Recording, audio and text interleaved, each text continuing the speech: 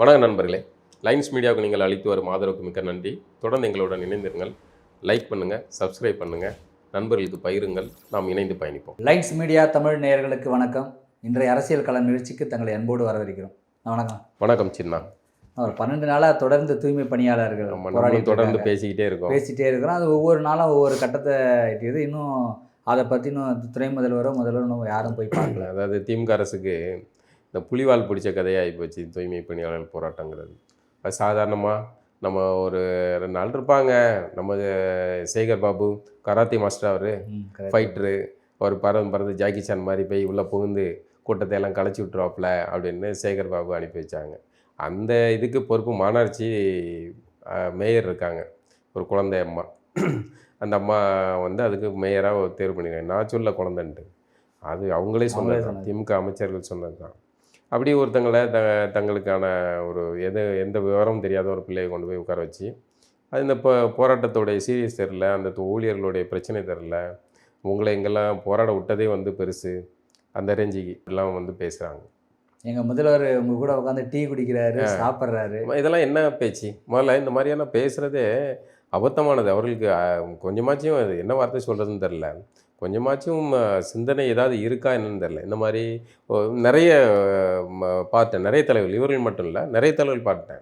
தமிழிசை அக்கால் ஆரம்பிச்சு நிறைய பேர், அண்ணாமலை, தமிழிசை, இப்படி இப்படின்னு ஏதோ சமத்துவமாக இருக்கிறதா காட்டிட்டு, அந்த நரிக்காரங்க இருக்காங்கள்ல, அந்த வாகிரி போலி, அவங்க நரி குறவர்கள் கிடையாது, நரிக்காரங்க அல்லது வாகிரி போலி. அதே ஒரு திருட்டுத்தனம். இங்கே வந்து நம்மளுடைய தொல்குடி அடையாளத்தை, தமிழினத்தின் தொல்குடி அடையாளமான குறவர் பெயரை இந்த வட மாநிலத்து பழங்குடியினார நாடோடி சமூகத்தை சேர்ந்தவர்களுக்கு கொடுத்ததே மிக தவறானது, மோசமான செயல். அது அதுக்கு முன்னாடி ஒரு நுணுக்கமான அரசியல் இருக்குது. இங்கே உள்ள தொல்குடி அடையாளத்தை சிதைப்பது தான் அது. அப்படி இந்த மாதிரி எளிய மனிதர்களை போய் அவர்களிடம் தாங்கள் சமத்துவமாக இருப்பதாகவும் சகோதரத்துவமாக நடந்து கொள்வதாகவும் அவர்களிடம் வேற்றுமை பார்க்கல அப்படிங்கிற மாதிரி போயிட்டு ஃபோட்டோ எடுத்துகிட்டு வர்றது, அவங்க ஏதாவது காப்பி டீ குடித்தாங்கன்னா குடிச்சிட்டு வர்றது, அதெல்லாம் இப்போ நியூஸ் பேப்பரில் போடுது, முரசொலி உட்பட இவெல்லாம் போட்டது. இவர்கள் அருந்ததியர் வீட்டில் காப்பி அருந்தினார், முதல்வர் காப்பி குடித்தார், அதை இவர்களுடன் சேர்ந்து இந்த தலைவர் வந்து உணவு அருந்தினார், இப்படிலாம் போடுறது. என்ன இது? அது இந்த அல்லது தாழ்த்தப்பட்டவர், இந்த வார்த்தை கூட உங்களுக்கு இது தவறாக தெரில இன்ன வரைக்கும். அட்டவணை பிரிவினர் அவர்கள் வீட்டில் உட்கார்ந்து நாங்கள் வந்து காப்பி இருந்தோம், உணவு அருந்தினோம் அப்படின்லாம் வந்து போட்டோ போட்டு நாங்கள் சமத்துவமாக இருக்கிறோம். இது அது சமத்துவம் கிடையாது, அது அந்த மக்களை கேவலப்படுத்துறது.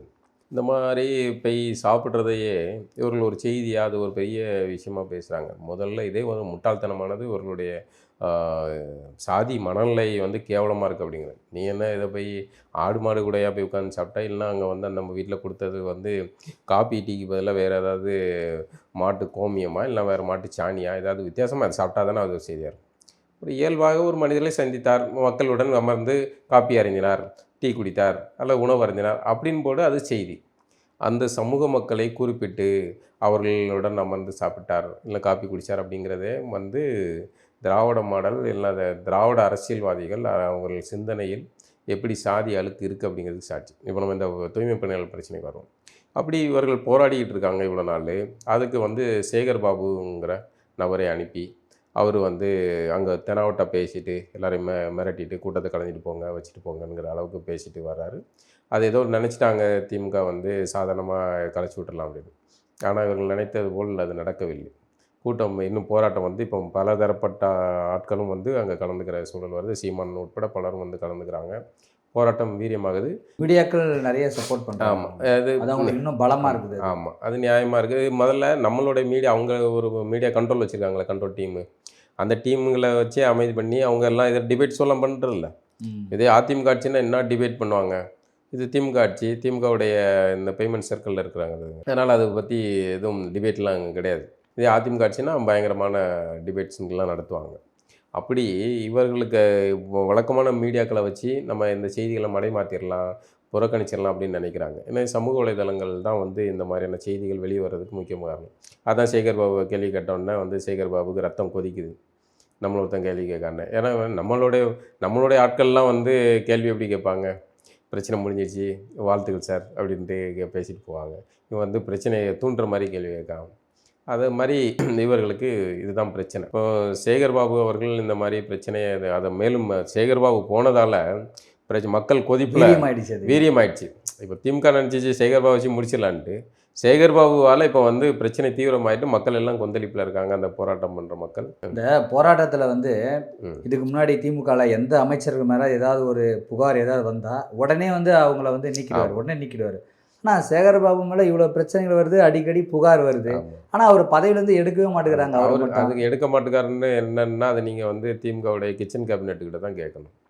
அவங்க ஏன் எடுக்க மாட்டேங்காங்க அப்படிங்கிறது. ஏன்னா அவர் அவ்வளோ செல்வாக்காக இருக்கார். அவர் வந்து கட்சிக்கு பண்ண வேண்டிய அந்த வேலைகள்லாம் வந்து என்ன செய்யணுமோ தலைமைக்கு தேவையானதுகள்லாம் கரெக்டாக செஞ்சு கொடுத்துறாரு போல இருக்கு.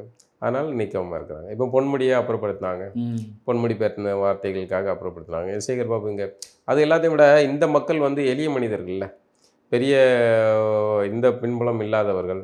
அதனால் இவர்களுக்கு வந்து காந்தியை காட்டினா விழுந்துருவாங்க, அதனால 4 நாள் போராடுவாங்க முடிச்சிருவாங்க அப்படின்னு நினச்சிட்டு டீல் பண்ணுறாங்க. அது போராட்டம் வந்து தீவிரமாக இந்த இடத்துல நம்ம வந்து ஒருத்தர் நினைவுக்கு வர்றாரு. மறைந்த ஆம்ஸ்டாங், பிஎஸ்பி தலைவராக இருந்த ஆம்ஸ்டாங் வெட்டி கொல்லப்பட்டார். இப்போ வந்து தோணுது, ஆம்ஸ்டாங்கோட அவர் இருந்திருந்தால் வந்து இந்த எவ்வளோ அந்த மக்களுக்கு எவ்வளோ உறுதுணையாக இருந்திருப்பார் அப்படிங்கிறது. நல்லா ஆதரவாக இருந்திருக்காரு அவர். அதனுடைய வழியில் நிறைய பேர் சொல்கிறாங்க. ஆமாம் ஆமாம். இப்போ அவர் இல்லாததோடைய இதை வந்து அந்த மக்கள் உணர்றாங்க, சென்னையில் குறிப்பாக உணர்றாங்க. இப்போ ஆம்ஸ்டாங்கு ஏன் அப்புறப்படுத்தப்பட்டார், அதுக்கு முன்னாடி சதிய அரசியல் என்ன இருந்தது, ஏன் ஆம்ஸ்டாங் வந்து கொல்லப்பட்டார் அப்படின்லாம் யோசித்து பார்த்தா பல பின்னணி இதுக்கு முன்னாடி ஏன்னா ஆம்ஸ்டாங்கோடைய வெற்றிடம் யாருக்கு இதாகுது, யாருக்கெல்லாம் பலனாக இருக்குது, இன்றைக்கி அந்த மக்களுக்கு ஆதரவற்ற நிலை உருவாகுது. அட்டவணை பிரிவினரை எல்லாம் இந்த சென்னையின் பூர்வீக குடிகளை எல்லாம் சென்னையிலேருந்து அப்புறப்படுத்துகிற அரசியல், இதையெல்லாம் தடுக்கிறதுக்கு ஆம்ஸ்டாங் மாதிரியான ஒரு தலைவர் இருந்தாங்க. அவர்களெல்லாம் வந்து இல்லாமல் போகிறது அப்படிங்கிறது பலருக்கும் வந்து லாபகரமாக இருக்குது. அதை தான் இந்த சூழலில் நம்ம அதை அப்படி புரிஞ்சுக்கிட வேண்டியிருக்கு. ஆம்ஸ்டாங் இருந்தால் தான் அந்த மக்களுக்கு ஒரு பெரிய உறுதுணையாகவும் இதாகவும் இருந்திருப்பார், போராட்டம் இன்னும் வீரியமாகவும் மாறி இருக்கும். ஆக இந்த சமயத்தில் அதெல்லாம் நினைவுக்கு வருது. இல்லை சேகர்பாபு வந்து நீக்காமல் இருக்கிறாங்கல்ல, சேகர்பாபு நீக்கணும்ல. நீங்கள் வந்து அவர் இந்த போராட்டத்தை வந்து மக்கள்கிட்ட கொதிப்புகளை உண்டு பண்ணிட்டார், இல்லைன்னா இது பண்ணி வைக்கணும், அது செய்ய மாட்டுக்கு அரசு. அப்போ இந்த மக்களை வந்து நம்ம எப்படினாலும் டீல் பண்ணிக்கலாம் அப்படிங்கிற இதுதான். அடுத்தடுத்த நிகழ்வுகளுக்கு சேகர்பாபு தான் முன்னிலை. முதல்ல சேகர்பாபு யார், சேகர்பாபு எதுக்கு அங்கே வரணும்? திமுகவில் எவ்வளோ அமைச்சர்கள் இருக்காங்க, எதுக்கு சேகர்பாபு வரணும்? KN நேரு அந்த துறை சார்ந்தவர் வர்றாரு, மேயர் பிரியா அவங்க மாநகராட்சி மேயர், அவங்க பேசணும். சேகர்பாபு யார்? சேகர்பாபு எது நடந்தாலும் அவர் தானே காரணம், அவர் தானே எல்லாமே. அப்போ அதை சட்டமன்றத்தில் கருணாநிதி அடிக்க போனார்ல, அது மாதிரி இங்கே வந்து உள்ளே புகுந்து மக்களை எல்லாம் வந்து கலைச்சி விட்டுருவார் அப்படின்னு நினச்சிட்டாங்களா? இது வந்து திமுக வந்து இந்த போராட்டத்தை வந்து சாதாரண இதில் அதிமுக வேறு, நாங்கள் வந்து ஆட்சிக்கு வந்தால் இது பண்ணுவோம், நீங்கள் உங்கள் ஆட்சியில் இதாக இருந்ததுனால தான் இவங்க ஸ்டாலின் வாக்குறுதி கொடுத்தாரு, மாறி மாறி வந்து இந்த மக்களை நீங்கள் வந்து பகடைக்காயாக பயன்படுத்துறது, அதை வச்சு எப்படி வாக்குறுதி கூட நாங்கள் வந்தால் இது நிரந்தரம் பண்ணுவோம் அப்படின்னு கொடுக்குறது. திமுக வந்து அது அப்படி சொல்லும், இப்படி மாறி மாறி திமுக வந்து எதிர்கட்சிக்கு போனோன்னா திமுக அடுத்த போராட்டம் நடக்கும், அவங்க எப்படி சொல்லுவாங்க. இதே இந்த மக்களை இப்படி பகடைக்காயாக பயன்படுத்திக்கிட்டு இருக்காங்க. இந்த போராட்ட காலத்துக்கு வந்து எல்லாருமே போராட்ட காலத்தில் போராடுறங்கிட்ட தான் போனாங்க. ஆமாம், நான் ஒருத்தர் வந்து போராடுற நீங்களே வா வந்து என்னை பார்த்துட்டு யாராக இருந்தாலும் இங்கே வா அப்படிங்கிறது என்ன ஒரு இந்த மாதிரியான ஒரு எதிராக இந்த மாதிரியான ஒரு அரசியல வித்தியாசமாக இருக்குது. யாராக இருந்தாலும் அங்கே போனோம், பாதிக்கப்பட்டவங்க நேராக அங்கே போய் பார்க்கணும் பேசுன்றது, இதை மக்கள் எப்படி தமிழ்நாட்டு அரசியலில் இது ஒரு புது வகையான இது. ஆமாம் ஆமாம், அவர் தான் ஒரு நடிகர் அப்படிங்கிறத, கேரவன் நடிகர் அப்படிங்கிறத அவர் வந்து நிரூபிச்சுக்கிட்டே இருக்கார். ஆமாம், எந்த தலைவர் செத்து போனாலும் சரி, உங்களுக்கு சிலைங்கிறதாலும் சரி, எங்களுக்கு வீட்டில் போட்டோ வைப்போம், மாலையை போடுவோம், போராட்டத்துக்கு ஆள்களாக இரங்கல் இது பண்ணணுமா, பாதிக்கப்பட்டவர்கள் எல்லாம் வீட்டுக்கு படையர் கூப்பிடும், இங்கே வச்சு பார்த்து பேசுவோம். இது என்ன வழக்கமாக தமிழக அரசியல் உலக அரசியல்வே எங்கே பாதிப்புகள்றாங்களோ அவர்களை தேடி தலைவர்கள் போவாங்க, செஞ்சு அவர்கள் குறையை கேட்பாங்க, அவர்களுக்கு ஆதரவு தெரிவிப்பாங்க. இது விஜய் அவர்கள் வந்து சினிமாக்காரர்ல, அவர் கேரவனை விட்டு வெளியே வர மாட்டார், அதனால் அப்படி இருப்பார். விஜய் அவர்கள்ட்ட மக்களும் கவனிக்கிறாங்க, ஊடகங்களும் அவருக்கு முக்கியத்துவம் கொடுக்குது, ஆட்சியில் இருப்பவங்களும் அதுக்கு பதில் சொல்ல வேண்டிய நிர்பந்தத்துக்குள்ளாகிறாங்க. அப்படிங்கும்போது விஜய் அவர்கள் பிரமாதமாக அரசியல் செய்ய வேண்டிய காலம் இது. ஆனால் விஜய் வந்து இப்படி இருக்கார் அப்படிங்கிறது சந்தேகத்துக்குரியது. பனையூரில் அரசியல் பண்ணிடுறாரு, பனையூரில் இப்படி இருந்திருந்தா அது விஜயே தனக்கு அவர் நினச்சிக்கலாம், அவர் வந்தால் கூட்டம் அதிகமாகிடும், கூட்டம் அதிகமாகட்டும்ங்கிறாங்க, கூட்டம் அதிகமாகட்டும்ங்கிறேன். அதை வந்து கட்டுப்படுத்த வேண்டியது ஆட்சியாளர்கள் பொறுப்பு. அதில் வர்ற சிக்கலுக்கு வந்து ஆட்சியாளர் மேலே தான் குற்றம் வரும். இதெல்லாம் நடக்கட்டும், போராட்டம் இன்னும் வீரியமாகும். ஆட்சியாளர் நெருக்கத்தை உங்களுடைய வரவு என்ன, தீர்வு வரணும், ஆட்சியாளர்கள் நெருக்கடி உருவாகணும். அது வந்தால் நடக்குன்னு தான் நடக்கட்டுமேங்கிறேன். என்ன அப்படி பண்ணிடுவாங்க? நீங்கள் ஷூட்டிங் ஸ்பாட்டுக்கெல்லாம் போகாத போது வராத கூட்டமா? அங்கேயும் கூட்டம் தானே வருது. அதே மாதிரி இங்கே வந்துட்டு போகுது. நீங்கள் அது இல்லாமல் அறிவிக்காமல் போங்க. ரகசியமாக கூட போய் நில்லுங்க, அவங்க கூட இருங்க, ஆதரவு தெரிவிச்சுன்னு சொல்லுங்கள். அது செய்தியாக மாறும், முக்கியத்துவம் பெறும். அப்படித்தானே செய்யணும். நீங்கள் வீட்டிலே உட்காந்துக்கிட்டு அவங்கள கூப்பிட்டு வச்சுட்டு ஃபோட்டோ எடுத்துகிட்டு பேசினேன்னு அறிக்கை விடுறதெல்லாம் என்ன மாதிரி அது? இது ஒரு தவறான அரசியல். அவர் இப்படியே ஓட்டிட்டு போயிடலான்னு நினைக்கிறார். சமீபத்தில் வந்து நிறைய பேர் சீமானை பற்றி பேசும்போது எங்களை நீங்கள் உருது முஸ்லீம்னு சொல்லிட்டீங்க, நாங்கள் தமிழ் இல்லையா அப்படின்றது நிறைய ஒரு சர்ச்சையாக இருக்குது. இந்த சர்ச்சை இப்போ சமீபத்தில் நடந்த அந்த நிகழ்ச்சியில் பேசும்போது அவர் சொல்கிறாரு, எல்லாரையும் உட்கார வச்சு அதுக்கான பதில் வந்து அவர் தெளிவாக அப்போவே சொல்லிட்டாரு. அது நமக்கு பேட்டி கொடுத்த சகோதரர் தடாரஹீம் அவர்கள் வந்து ஒரு நல்ல நிகழ்ச்சி ஏற்பாடு பண்ணியிருந்தார். இஸ்லாமிய சகோதரர்கள் பொதுவாகவே வந்து இஸ்லாமியர்கள் வந்து சீமான் அவர்களை, ஏன்னா திமுக தானே உருவாக்கியிருக்கு. தீமான் வந்து பிஜேபியின் பி டீமு அப்படின்னு தொட்டதை பொதுவாக இவங்க திமுக அப்படி தான் பண்ணும், திராவிட அரசியல் அப்படி தான் பண்ணும். அவர்கள் எதிர்க்க முடியலன்னா வந்து திமுகவை திராவிடத்தை கேள்விக்குள்ளாக்கக்கூடிய விமர்சிக்க, ஆமாம், எல்லாரையும் வந்து விமர்சித்து அவர்கள் பார்ப்பன அடிமை, இவர்கள் ஆரிய கைக்கூலிகள், இவர்கள் சங்கிகள், இப்படி விதவிதமாக வந்து ரைட்டப்புகள் எழுதி அப்படி ஒரு முத்திரை குத்தி அவங்கள அந்த கேள்விக்கு பதில் சொல்ல திராணி கிடையாது, அவங்களுக்கு சரக்கு கிடையாது. அதனால் இப்படி சொல்லி பண்ணுறது. அந்த வலையில் விழுகிற வந்து இந்த தமிழ்நாட்டில் இருக்கிற மற்ற மொழியை சார்ந்தவர்கள், மற்ற மதத்தை சார்ந்தவர்கள் எல்லாருமே வந்து இந்த விஷயத்தை நம்புகிற அளவுக்கு ஆனால் திமுக உருவாக்கி வச்சிருக்கல, அதை உடைக்கும் வகையில் தடாரஹீம் அவர்கள் வந்து இந்த கூட்டத்தை ஏற்பாடு பண்ண, யாருனாலும் வந்து சீமானை மடக்கிற மாதிரி என்ன கேள்வினாலும் கேளுங்க அப்படின்னு. இப்படி ஒரு சந்திப்பை எவன் செய்வான்? அதாவது ப்ரெஸ்ஸு மக்களை சந்திக்கிறதுக்கு அதிகாரத்தில் இருக்கவங்க நடுங்கிட்டு இருக்காங்க. மக்கள்கிட்ட பேசுகிறதுக்கு யாராவது நம்மளை கேள்வி கேட்டுருவாங்க, நம்மளை தொட்டக்கூடாதுன்னு இப்படி தட்டி விட்றாங்க. அந்த அளவுக்கு கவனமாக இருக்கிறாங்க. நீங்கள் மக்கள்கிட்ட ஓட்டு வாங்கிறதுக்கு போவீங்க, யாரும் கிட்ட வந்து வணக்கம் சொல்கிற கூட, கை குளிக்கிற கூடாது, அவ்வளோ கவனமாக இருக்கிறீங்க.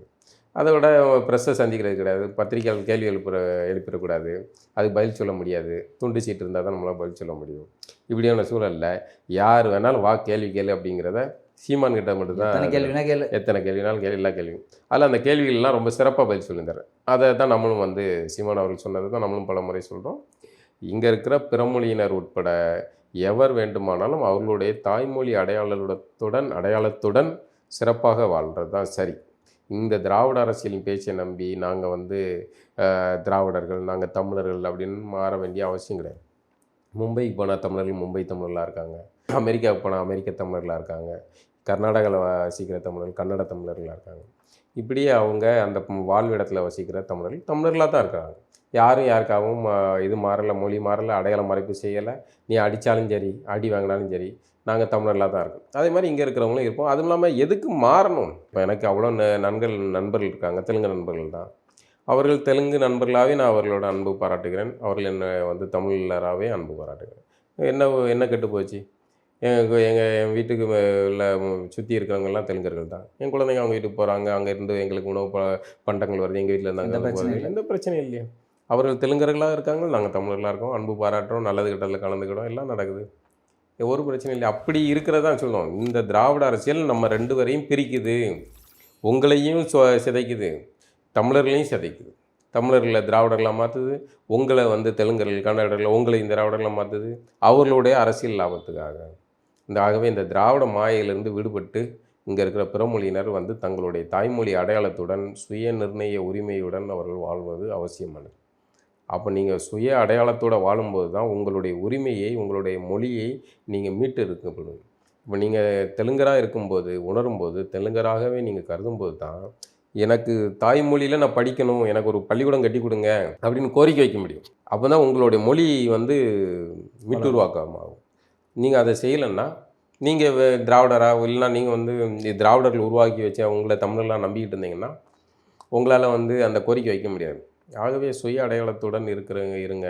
இங்கே ஆந்திராவிலேருந்து இங்கே வந்து வேலை பார்க்குறாங்க, அவங்க யாரும் வந்து தங்களை வந்து தமிழ்னா சொல்கிறாங்க இல்லை, அவங்க தெலுங்கர்கள் தான் சொல்கிறாங்க.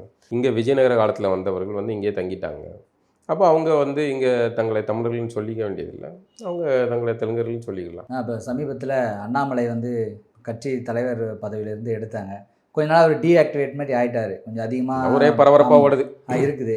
புதுசாக ஏதோ ஒன்று அப்டேட் கொடுக்குறேன் அப்படின்னு சொல்லியிருக்காரு. என்ன பார்க்குறீங்க, என்னவா இருக்கும்? நிறைய பேர் இல்லை, அது வந்து ஊடகங்கள் எல்லாம் செய்தி வந்திருக்கு, அண்ணாமலை தனி கட்சி தொடங்க போகிறாரு அப்படிங்கிற மாதிரி ஒரு தகவல். இல்லை, விசாரிச்சவர்கள் அப்படி தான் சொல்கிறாங்க. ஆனால் எனக்கு அந்த அளவுக்கு நம்பிக்கை இல்லை. ஏன்னா அண்ணாமலை வந்து தமிழ்நாட்டில் பிஜேபியை வளர்க்குற வேலை செஞ்சாருன்னா செஞ்சிட்டார். அவருக்கு ஒரு அந்த ஐபிஎஸ் அதை வேலையை விட்டுட்டு வந்தார், ஆடு மேய்ச்சார் அப்படிங்கிற மாதிரிலாம் ஒரு தோட்டத்தை உருவாக்கி, ஒரு சலசலப்பெல்லாம் உருவாக்கி, ஒரு விவாதத்தை உருவாக்கி இது பண்ணிட்டாரு. தொண்டர்களுக்குமே, பிஜேபி தொண்டர்களுக்குமே, பாஜக தொண்டர்களுக்குமே அவருடைய இந்த அணுகுமுறை வந்து அண்ணாமலை சூப்பர்ப்பா அப்படிங்கிற மாதிரி ஒரு எண்ணத்தை உருவாக்கிட்டார். அதெல்லாம் சரிதான். கிரவுண்ட்லேயும் வளர்கிற வேலையை செஞ்சிட்டார். அவருக்குன்னு தனி ஆர்மிகள்லாம் வச்சு அப்படி தன்னை பில்டப் பண்ணுற வேலைகளையும் செஞ்சிட்டார். அவர் அதிமுகவை வலுவாக எதிர்த்தது இன்னும் இவங்களுக்கு உற்சாகமாயிடுச்சு. ஆனால் இப்போ வந்து அதிமுகவுடைய நெருக்குதலுக்காக அண்ணாமலையை அப்புறப்படுத்தினாங்க. அதான் குறிப்பாக பழனிசாமியுடைய அவர்களுடைய அண்ணாமலையை அப்புறப்படுத்த வேண்டியது வந்தது தொண்டர்கள்கிட்ட ஒரு சோர்வை உருவாக்கி இருக்குதான். கண்டிப்பாக. அதனால் இவன் நயினாரை போட்டிருக்காங்க. நயினாருக்கு அவ்வளோ வந்து இது இல்லை, அண்ணாமலை இடத்த ஃபில் பண்ண முடியல. அந்த பழைய அதிமுக ஒரு ஜெயலலிதா காலத்து அதிமுக தொண்டராக இருக்காருன்னு வைங்களேன், அண்ணாமலையோட இடத்த இவரால் ஃபில் பண்ண முடியல. அதனால் தொண்டர்கள்ட்ட ஒரு சலிப்பு இருக்குது.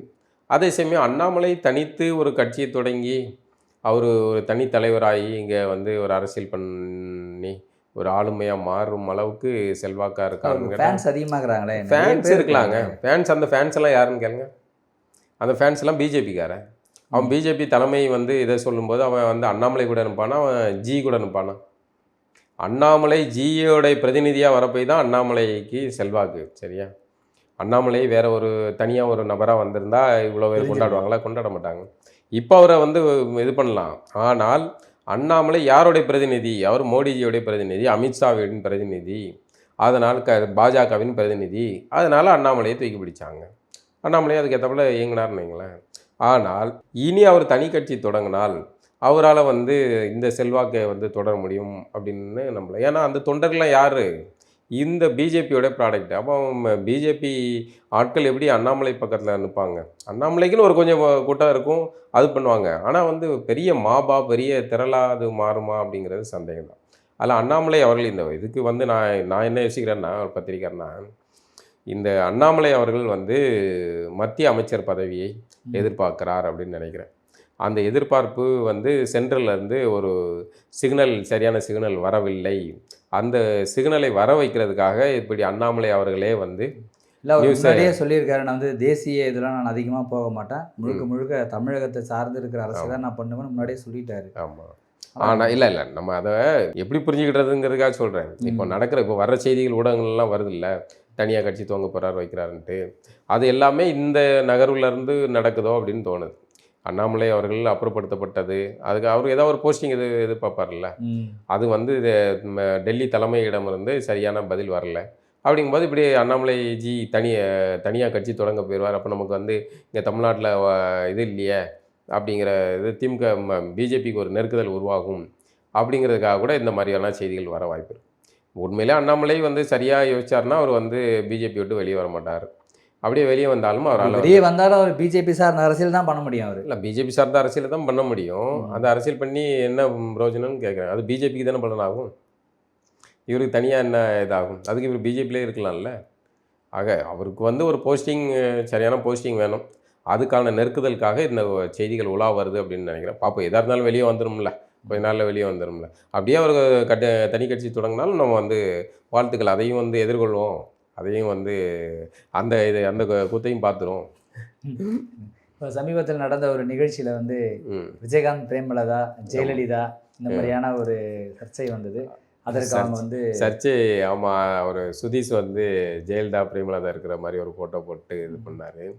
அதாவது கருப்பு எம்ஜிஆர் இருக்கலாம், விஜயகாந்த் கருப்பு எம்ஜிஆர் ஆகலான்னா பிரேமலதா வந்து கருப்பு ஜெயலலிதா ஆகக்கூடாதா? அந்த மாதிரி விமர்சனங்கள்லாம் வந்ததுன்னு வைங்களேன். அதுக்கு பின்னணி என்னென்னா, இப்போ முதல்வரை போய் பார்த்தாங்க, பிரேமலதா அவர்கள் போய் பார்த்தார்ல, முதல்வர் போய் பார்த்தாங்கல்ல, அங்கேருந்து ஒரு சிக்னல். இப்போ அவங்க பிஜேபி அணியில் அவங்களுக்கு கிளியர் ஆகிருக்கலாம். ஆமாம், அங்கே போய் பார்த்துட்டு ஒரு சில கோரிக்கைகள் வச்சுருப்பாங்க, ஏதாவது டிமாண்டுகள் வச்சுருப்பாங்க. அங்கேருந்து பாசிட்டிவான ரிப்ளை வந்திருக்காது. உடனே சுதீஷ் இப்படி ஒரு ஃபோட்டோ போட்டு அதிமுக அணிக்கு போகிற மாதிரி ஒரு தோட்டத்தை உருவாக்குறாரு. திரும்ப திமுகலேருந்து சரி அந்த இதை கலைச்சி விடலாம் அப்படின்னு நினச்சா இதை பேசுவாங்க அப்படிங்கிறதுக்காக அப்படி போட்டிருக்கலாம். இல்லை தான் அதிமுக அணி கூட பேசுகிற டீல் வந்து ஓகே ஆகிருக்கலாம். இப்படி 2 வகையான கருத்து இருக்குது. பார்ப்போம் என்ன நடக்குது. மீண்டும் நிகழ்ச்சி சந்திப்போம்மா. நன்றி. நன்றி, வணக்கம்.